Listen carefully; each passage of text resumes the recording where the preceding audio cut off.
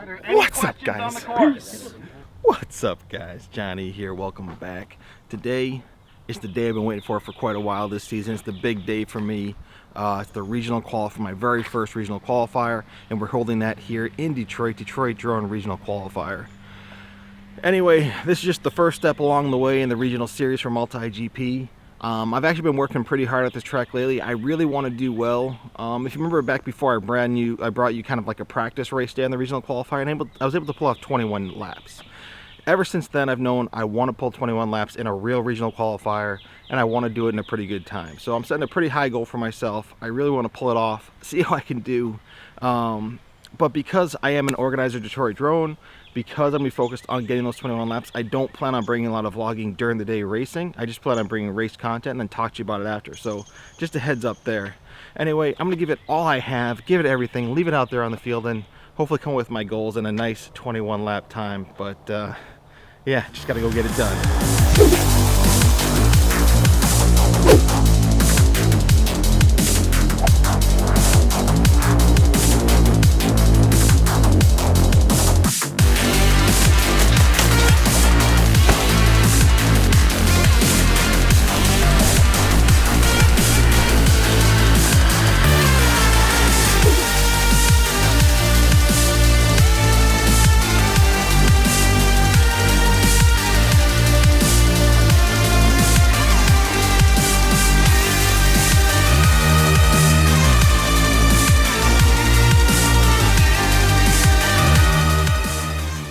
Welcome to Detroit. We are here at the qualifier. We're going to go over and use Johnny's camera and do a little course walkthrough. Let's see what Johnny's saying right now.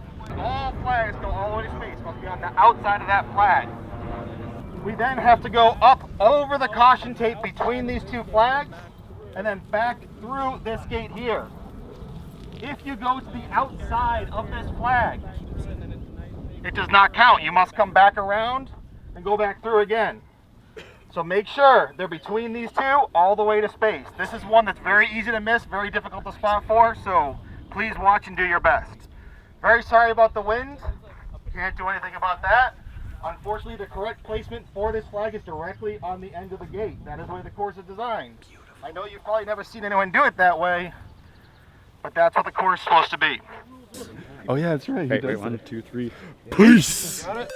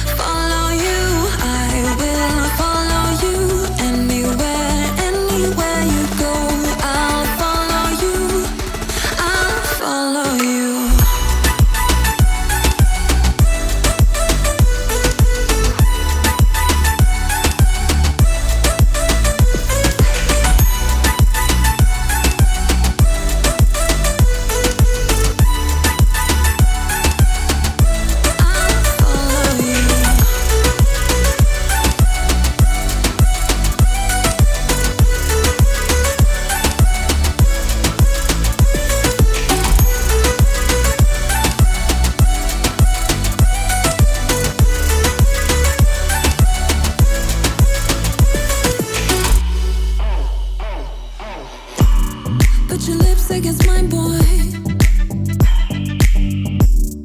'Cause I have lost a little bit of faith. I got lost in the darkness.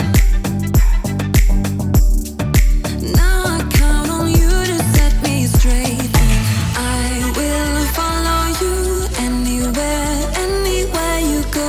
I'll follow you, follow you. I will follow you anywhere, anywhere you go. I'll follow you, I'll follow you.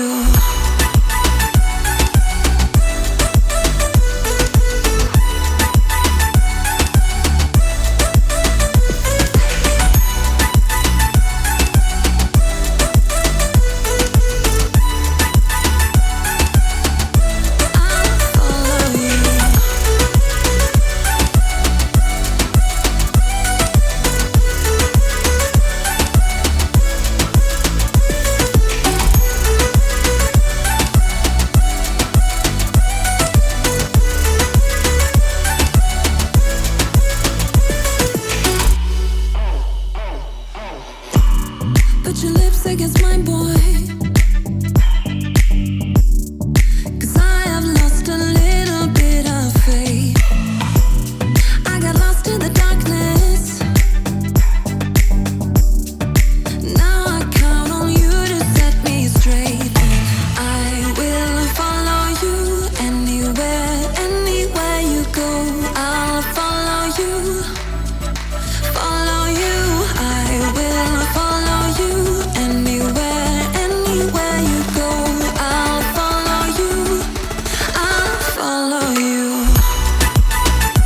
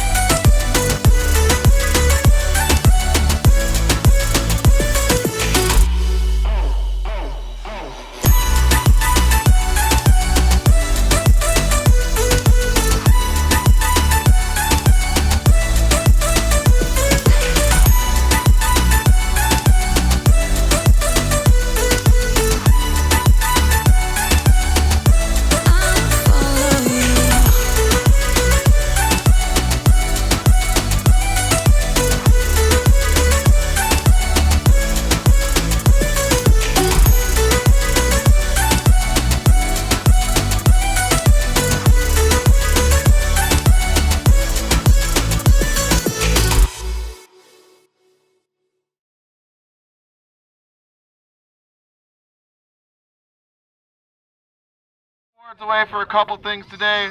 First through third place, fastest lap. We got some frames from Detroit Multi-Rotor Company. Excel RC has been kind enough to donate all kinds of goodies, and we got some cheap trophies too. So, in fourth place today was Ian Thrashtaki with 19 laps. 18. All right. Same thing. We're gonna do the prizes in reverse order because we're gonna let 18. people pick stuff. Congrats, Ian. In third place, Terry Beast Mode Arscott. Second place, Detroit's own John E. Fly. And in first place, killing the game, K Mead. Come on up here, K Mead. And then today's fastest lap was John E. Fly. Yep. Fastest lap. Where'd all my guys go? Where's my second place? Second place. Johnny's right there. K Mead, where'd you go? I got 2. So yeah, as you saw, I came in second place. That's a result, you know, I should be really happy with. I should be really happy I came in second place with just fantastic pilots. Had a lot of really fast guys in from Ohio. Definitely out of Cleveland, we had K Mead, just a super fast guy. Terry Beast Mode, you know, up here in Detroit, he's always a fast guy, just battling hard. Lots of other guys like Thrash out of Flight Test and Sidewinder out of Flight Test. Just really, really good competition. So pulling second place should have been you know, just a huge achievement for me. And it just, somehow I can't get this race out of my head. I just keep thinking about, you know, what I did, where things went wrong, where I can do better, how I'm going to improve going forward. And I want to chat about that a little bit. So first, I'm going to kind of walk you through the day. Being that I was a race director for the event, I pretty much run the majority of this racing. I didn't really have a chance to vlog during it, and I'm sure if you've watched my other videos, you've seen that before. Anyway, I decided to focus on the racing, race directing. It's an important race, and do that. So I kind of just talked at the beginning, talked at the end, and left it at that. Anyway, the way it went for racing is I had determined that I was going to run my Detroit multi-rotor frame here. That's this one right here. Running the HQ 5x5x3 props, running a Predator V2 camera, and then running my standard stack, which is a Pyrodrone Hyperlite FC with an Acon AK32 ESC. Always a Unify VTX, and then Crossfire Nano receiver. So pretty much that's my standard setup. And then this one here is running the Hyperlite 2207 1722 KVs. It's not necessarily the one I've flown the most. I think this is another quad here that I've flown probably just as much, if not more, and I do really well with this one, but I determined I was going to fly this one today. This is probably my fastest quad, so I just figured I want to do as well as possible. Let's fly my fastest quad. So anyway, we went out there, we determined in Detroit we're going to run 3 rounds of practice and then 5 rounds of qualifying. So running through practice, I basically was taking it kind of easy at first. I mean, still, every time I go to a real race, when I first start racing, I get super nervous. I don't even know why. I do breathing before, I do some stretching, I try to get myself relaxed. I feel good going on it, but once that bell, you know, goes off, I get those shakes. My stick starts shaking around, and you'll notice as you watch me fly, you can see me correcting.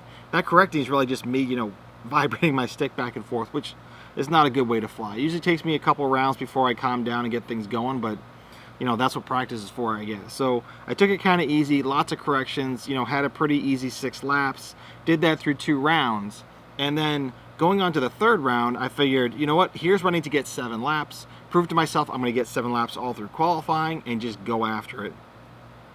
Now, right off the bat, I got myself on a 7-lap pace. That round 3 felt really good. I think I was on a 7-lap 2:15 after 3 rounds, which is really good. And then just the lap traffic, which is killing me. I don't spend enough time practicing with lap traffic. There's not enough races where I get enough lap traffic to have to worry about, you know, how do I pass things, how do I get around. And I think what really got in my head is the day before when we were practicing, I was practicing with one other pilot where, you know, I was a lot faster on the track than he was, and we were just mid-airing constantly. I wouldn't see him, I'd come up, we'd smack into each other, and I just broke a ton of equipment by just rear-ending this guy. So I determined I'm not going to let that happen in race day. It would just be so disappointing to go to a race, wind up with like 10 laps total, because I keep mid-airing and then just going out of races. So I didn't want to have that happen. Worst case, if I have to drop from a 7 to a 6 because of lap traffic, so be it. That was kind of my approach going in. Anyway, that's pretty much what happened here. Round 3, I was falling behind. I saw a guy after I came through the start gate. I tried to avoid him. I smack in the flag, loop back around. By the time I get to the end of the lap, I'm midair with somebody, and I lost about 5 seconds on that round, and I missed my 7 because of that one single round where I'm just, you know, hitting people, trying to avoid them. So I was at least able to talk myself up on that one. I was like, look, you would have had your 7. You know you're on that pace for 7 today like you planned to do. Don't worry about it. You don't have to worry about this other situation with lap traffic later. It'll be fine. Anyway, somehow once the first round of qualifying came along, I got myself pretty nervous again. I don't know why. I shouldn't be so nervous. I gotta figure that out, but right now it is what it is. So anyway, as I'm going along, I was flying this quad here. I think on my 3rd lap, as I was coming through, I actually started to relax a bit. I'm like, you know what? I'm feeling okay. I'm not going that fast. I'll get my 6. That's all right. But I'm starting to relax and feel comfortable on the track. Anyway, I actually got myself where I relaxed so much that as I came through a gate, I was turning like this. The very top of the prop clipped the gate. I flipped upside down, hit the ground, and I wound up breaking my VTX. So at first I was trying to figure it out and diagnose this issue here, but I was unable to do it before my next round. So what I determined was I was going to scrap my DMR frame and start flying my Mode 2 Ghost instead. Now, I didn't fly this quad at all in the day I was flying it the day before, so I was comfortable with it then, but I did not have a feel for it yet that day. Not only that, I also replaced the VTX because it was broken before, replaced the antenna first time going to this event. So now in the second round of qualifying, as I went to go, I actually shot up in the air. The thing I didn't realize was that the camera angle on my Ghost was set lower than the camera angle was on my DMR frame, and I had to kind of figure that out after a round or two about roughly how things should feel. So I was like, all right, no problem. I know I'm not going to get my 7 now. I kind of missed it on the first 2 laps getting used to the camera angle. Let's just get a reasonable 6. So that's what I did. I felt, very smooth. I got, learning the handling of this one's a little bit different than this one. This one runs with 2405, 1722 kV motors, and it's also about 20 grams lighter. So that combination it made it real smooth around the track. I got 6 laps in 2:10. So that's a reasonable start. I just still have 3 more chances to get 7. So let's go off and do that. So anyway, before my 3rd round of qualifying, I took my camera angle, I put up to the same level as my DMR frame, had that locked in, and now I felt like, all right, I can go for it, get speed, and get it done here. And just, I'll tell you what, the same thing. I did not fly my race when I was flying in that qualifying round. I don't know if I'm playing games with myself. I mean, I know I'm playing games with myself. What ends up happening is, as I'm flying, I'm talking to myself in my head. It's like, all right, I don't have to push as hard here. Let's just play conservative. I know this is about the pace I need for 7 laps. As I was hit lap traffic, I'm like, all right, as I'm coming up to someone, I had a spotter who's always telling me, you're going to reach someone around this time. I'd plan out how I was going to pass them. So if I was coming up to them around the start gate, you'd have the slalom. I'd say, I'm going to go high on the slalom while they're low, pass them, get back down low and go through that gate. So I had a strategy pretty much every time I went to pass someone just to make sure I didn't have a midair, and I know those things were costing me seconds just over and over and over. And that's something I really want to learn. I want to know, what do other pilots do in these cases? How are they passing people? Do they just ignore that other people on the track, and if they hit them, they hit them? I talked to a lot of pilots who say they do that. I talked to other pilots who do like I do and plan out, every move and how they're going to pass, but it's something I'm really, really struggling with at this point, and I don't know the answer. So anyway, in that round, I think I wound up with 6 laps in 2:05, just managing through that lap traffic. So at this point, I knew the best I could do on the day was a 20, and so now I'm going to go for a 20. Round 4 comes up. This time, I'm determined I'm going to get that hole shot. I had not been preloading that day just because the way the wind was going, it was actually pretty windy. It was knocking you off the stand if you're preloading too much, or at least for me. So I pretty much stopped preloading and just kind of went for it on the start. And I had that down pat pretty much by the 4th round of qualifying. Anyway, this one, I got really lucky that everyone except for one pilot crashed out during that round. Once that happened, the amount of lap traffic to deal with was almost non-existent. So at that point, it became pretty easy to get 7 laps for me. I played it pretty safe the whole way through, just kept it smooth and consistent, and got my 7 laps. It was a 7 laps in 2:22, so nothing too fast. I did have some lap traffic at the very end, so I held back, waited for that to clear, then pass through. So that probably made me about 3 or 4 seconds slower than I would have been otherwise, but I was happy that I at least had 7 laps. So now we're going into qualifying round 5. I already have 19 laps locked in. I want to get my 20 laps. So what I did here, just same thing. You know what? I'm going to push it a little bit harder, but this time everybody finished the round. There was lap traffic constantly through that whole race. So luckily my spotter was doing a fantastic job, just letting me know when I'm reaching people, where they are, how fast they're going, just everything he could tell me to help me maneuver how I was going to pass people. And it's just, I remember distinctly one point in the race where I was coming through after the slalom, the left turn, going up to the hurdle, and as I go up the hurdle, there's a guy right there in front of me. I decided at that moment to go high to try to go above him, and then after that point, I was high in the gate, and I was thinking about coming back down to come through that gate. And I actually did the math in my head, or I analyzed it in my head, and I said, if I turn around right now, can I still go fast enough to get my 7, or do I have to go for this right now? And I made that determination that I never take that angle from that high. I'm not sure if I'm going to make it. I'm going to turn around and still get my 7.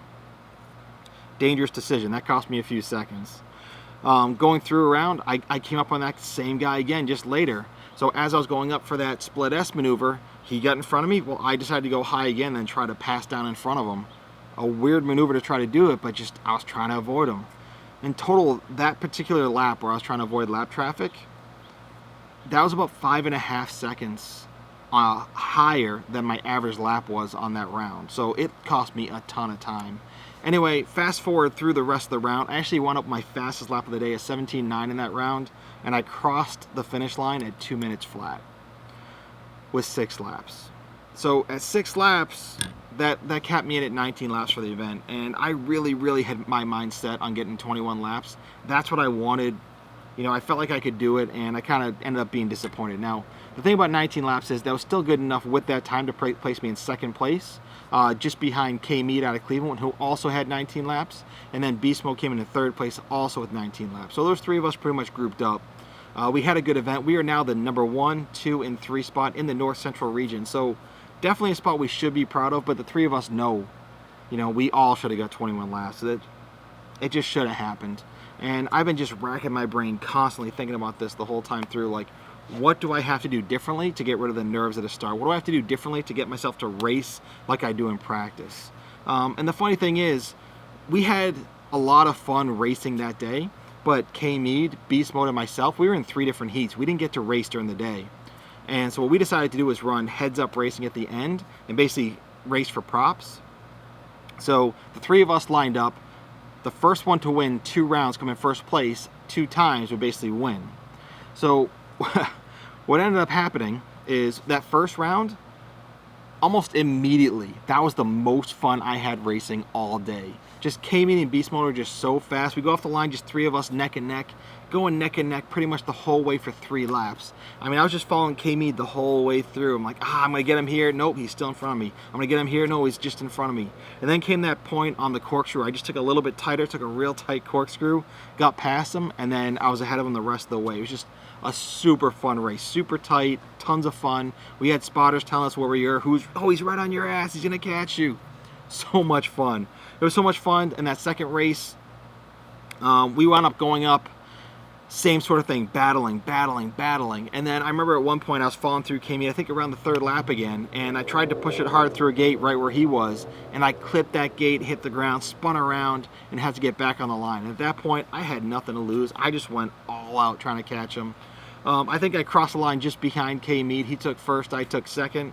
When I crossed through the finish line, he was at that first flag. So I made it back close, but, you know, what can you do? So now we are 1-1, and then we went down to the round 3. And just in this case, as we were going, we got to a point where I was coming behind K-Mead as we went through after the slalom through that left turn gate. And it was right towards the hurdle, and he was right there. And I tried to go left and right, and I got a little lost, had to spin around. And I spent the rest of that time just trying to play catch up, just going as fast as I could, burning up that track. And I remember on the last lap, the 5th lap, I finally got him in my sights. I was following through most of that line, and I remember I thought to myself, as you know, after the split S, you do that wide gate as you come. I was like, I have to go full throttle from here to that gate and pass him here, or I'm never going to pass him again. And I just full throttle all the way, hard quick turn, just past him, around the end, through the finish line, just in front of him for that win. Man, just so much fun. It was the best racing all day. And you know, as I looked through that, we weren't running timing systems, but man, we were pulling 17-second laps through that, 18-second laps through that. If the 3 of us were racing like that all day, man, 7 laps would be no problem. It's just something was different in qualifying. Something in all of our heads, just it was different. Even after that, K-Mead was out of batteries, and Beast Mode still had 1 more. I still had 1 more. So the 2 of us decided to go heads up, and I just pushed it. I just went full off and just never looked back.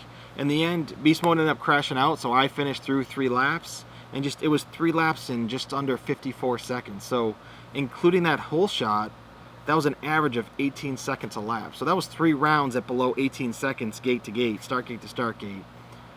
I know I have the skills to do that. Why can't I bring that to race day? That's what's just driving me nuts.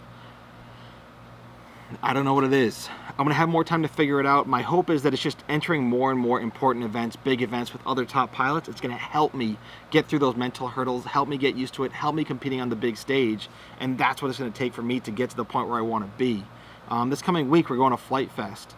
And at Flight Fest, K-Mead's going to be there and be racing that whole time. Some other top pilots, Ellie, Bull FPV is going to be there. Really, really fast guys. So I'm hoping just more and more rounds, 4 days of that. It's going to get me really comfortable, hopefully get me in my stage racing. Hopefully it's going to start pushing me, get me in that place where I want to be. But only time's going to tell. So anyway, all is not lost for me in the regional series. I know 19 is more than enough to get me the regional finals. I'll be at the regional finals competing hard. It's really about getting myself in a mindset where I can do really well at the regional finals and get myself past these kind of hurdles I put, in front of myself. So the good thing is I know I'm going to at least one more regional qualifier. So at that point, I'm going to have nothing to lose. So I'm just going to go for it. I'm going to get my 21 there. And if I don't, I'll come back with 0 if I have to. I don't care. I'm going full out. That's just the way it's going to have to be. So hopefully by the time that comes around, I'll be ready, fully rocked, fully locked and loaded, just rolling through. And if not, I'll share that experience with you guys, and hopefully we'll learn together. So anyway, I came in second place. I'm second place in the region. I had the fastest lap on the day there. We raced on an absolutely perfect, pristine, nailed down, perfect flags, everything course. It was a very windy day. We didn't let that get us down, and we had a blast. So in the end, had a ton of fun. We put on a good event. I'm real proud as a race director of the event we put on. Had people coming in from all over. We had, I think, 26, 27, maybe even 28 pilots on the day. Just super, super awesome time. So anyway, I want to share with you guys. I want to let you know how this journey goes for me. Hopefully we get through these mental blocks together. Please, please, please, if you've gone through this, if you have thoughts, if you figured out how to help yourself on race day, let me know. Leave some comments down below. I'd love to hear from you guys. And as always, I'll catch y'all next time. Peace!